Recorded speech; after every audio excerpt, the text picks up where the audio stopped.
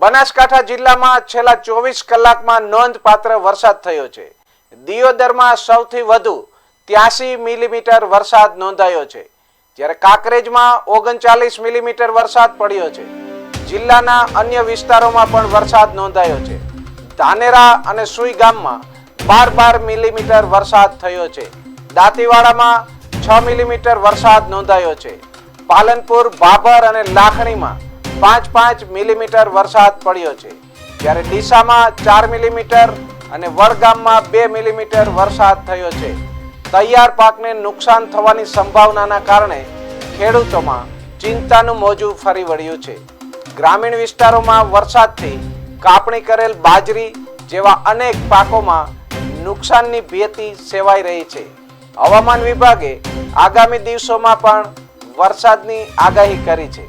જિલ્લા વહીવટી તંત્ર સ્થિતિ પર સતત નજર રાખી રહ્યું છે।